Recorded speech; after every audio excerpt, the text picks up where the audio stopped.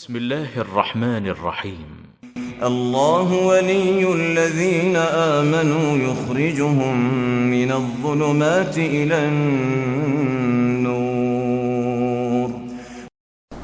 بسم الله الرحمن الرحیم نحمده ونصلی علی رسوله الکریم اما بعد. معزز ناظرین کرام، السلام علیکم ورحمۃ اللہ وبرکاتہ. آپ دیکھ رہے ہیں نون ٹی وی جدہ اور میں ہوں محمد عاقل. وائس میسیج کے ذریعے سوالات پیش کیے جاتے ہیں. آپ بھی اگر ہمیں اپنا سوال بھیجنا چاہتے ہوں تو اس نمبر کو براہ کرم نوٹ فرما لیجئے. آپ کو یہ جان کر حیرت ہوگی کہ آج بھی اس چینل کے دیکھنے والے ہم سے کمنٹس میں پوچھتے ہیں کہ آپ کا فون نمبر کیا ہے، جبکہ ہم ہر ویڈیو میں اپنا نام اور فون نمبر 2 یا 3 مرتبہ ڈسپلے کر دیتے ہیں. اس لیے یہ بہت ضروری ہے کہ ہم لوگوں سے فون نمبر کے لیے بھی بتا دیں اور آپ سے یہ بھی کہیں کہ براہ کرم ہمیں ہمارے چینل کو سبسکرائب بھی کریں اور بیل آئیکن دبانے کے بعد آل نوٹیفیکیشن الاؤ کریں تاکہ ہماری ویڈیوز کی اطلاعات آپ تک پہنچتی رہیں. آج کا سوال آپ کی خدمت میں پیش کروں گا اس امید پر کہ سننے کے بعد آپ دوسروں کے ساتھ بھی اسے شیئر کریں گے.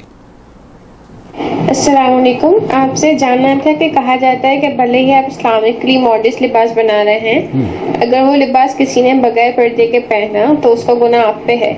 تو اس بارے میں آپ سے معلوم کرانا تھا علماء کرام سے کہ کیا یہ صحیح بات ہے کہ لباس کے ماڈسٹ ہونے کے باوجود بھی اگر کوئی بغیر پردے کے پہنے تو اس کا گناہ لباس بنانے والے یعنی بزنس کے اونر پہ ہوگا، اور کیا یہ کام شروع کیا جا سکتا ہے جس میں ہم ماڈسٹ لباس بنا رہے ہوں اس چیز کے ڈر کے بغیر کہ اگر کوئی اس کو بغیر پردے کے پہنے گا تو آپ پر گناہ آئے گا؟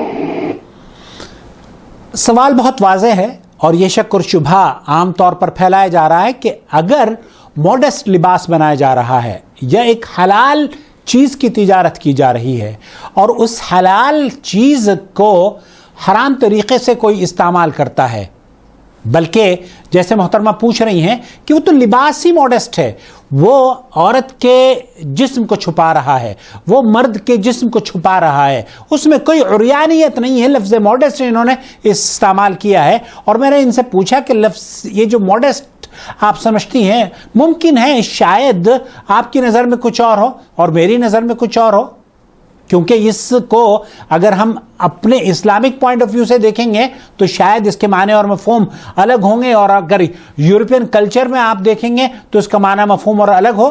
تو محترمہ نے بتایا کہ جو اسلامی آداب کا، شریعت کا لحاظ رکھتا ہو اس لباس کی یہ بات کر رہی ہیں. کیا اسے اگر ایسی خواتین کو بیچا جائے یا ایسے اشخاص کو بیچا جائے جو کہ لباس تو پہنتے ہیں لیکن پردہ نہیں کرتے، ایسے لوگوں کو کیا اس کی تجارت کی جا سکتی ہے اور ایسا کام کیا جا سکتا ہے؟ یہ سوال دراصل اسی سے ملتا جلتا سوال پوچھا جا رہا ہے شیخ سلیمان الرحیلی حفظہ اللہ سے. السلام علیکم. هذا يقول هل يجوز بيع العطور على النساء المتبرجات؟ هل يجوز بيع العطور؟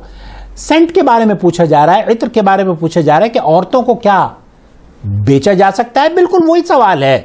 عورتوں کے لیے استعمال کرنا عطر کا خاص طور پر غیر محرم یا باہر جاتے وقت یہ جائز نہیں ہے. قلت مرارا وتکرارا، میں نے اس سے پہلے کئی مرتبہ کہا ہے، شیخ نے اپنی بات کا آغاز کیا ہے کہ میں نے اس جملے کو بار بار کہا ہے. ما هو حلال ولكن يمكن ان يستعمل في الحرام. جو چیز حلال ہے اس کا استعمال اگرچہ حرام کے لیے بھی کیا جا سکتا ہے. يجوز للمسلم ان يبيعه، اس کے مسلمان کے لیے یہ جائز ہے کہ اس کی تجارت کر سکتا ہے، اس میں کوئی حرج نہیں ہے. یہ نہیں کہنا چاہیے کہ جناب یہ تو متبرجات ہیں، یہ فلانے لوگ ہیں، اس سامان کو تو یہ خریدیں گے. ایسا ہرگز نہیں ہے. جب تجارت حلال چیز کی جا رہی ہے تو اس سے قطع نظر کی خریدنے والا کون ہے. آگے آپ سنیے. حملا للناس على حسن الظن، لوگوں پر آپ حسن ظن رکھتے ہوئے اپنی تجارت کو کریے. اللہ اخلاص کے ساتھ. مثل الجوالات جیسے کہ آپ یہ اسمارٹ فون کی تجارت آپ کرتے ہیں. هذه التي انتشرت فيها كاميرات. اس فون میں ہی جو ہم یوز کرتے ہیں اس کے اندر کیمرے بھی ہیں. ممكن ان تستعمل في حلال ويمكن ان تستعمل في حرام. یہ وہ چیز ہے آپ اس کو استعمال حلال میں بھی کر سکتے ہیں اور اس کا استعمال حرام میں بھی کر سکتے ہیں. يجوز بيعها. یجوز بیعها، یہ دونوں طرح سے استعمال ہو سکتا ہے، لیکن اس کے باوجود علماء کا موقف یہ ہے کہ یہ جائز ہے کیونکہ آپ کا ظن آپ اس کو حلال کے لیے بیچ رہے ہیں، حرام کے لیے نہیں بیچ رہے. واصل ذلك الموس. جیسے کہ بلیڈ کا بیچنا ہے. ان الموس يمكن ان يستعمله الرجل في حلق شعر العانة وهذا مشروع.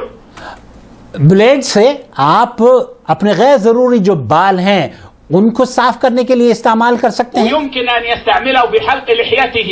اور اسی بلیڈ سے آپ اپنی داڑھیاں کاٹ سکتے ہیں. هذا ممنوع. یہ ممنوع ہے، یہ جائز نہیں ہے داڑھیوں کا کاٹنا.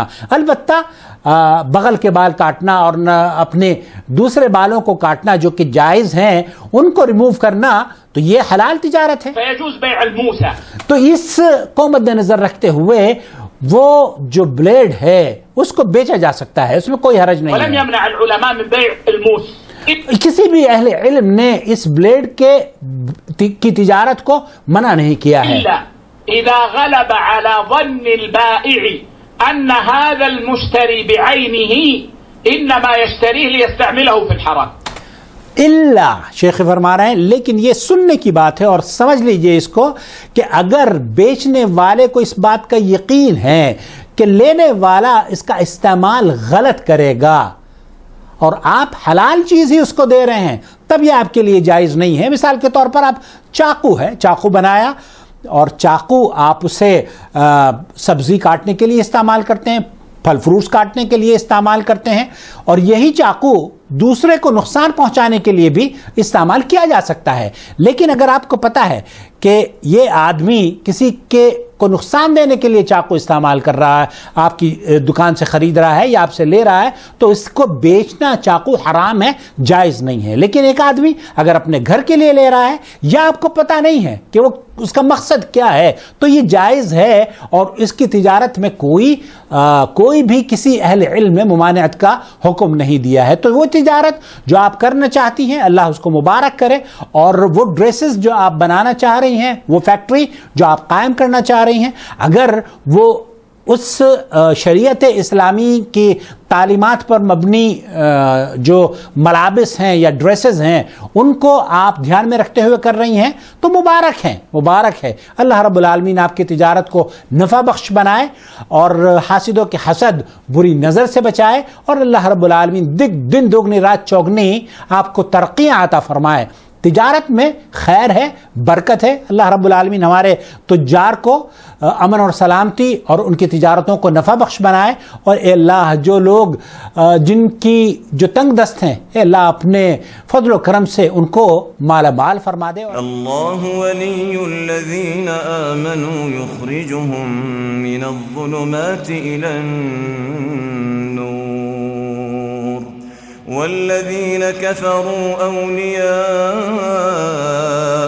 الطاغوت يخرجونهم من النور إلى الظلمات أولئك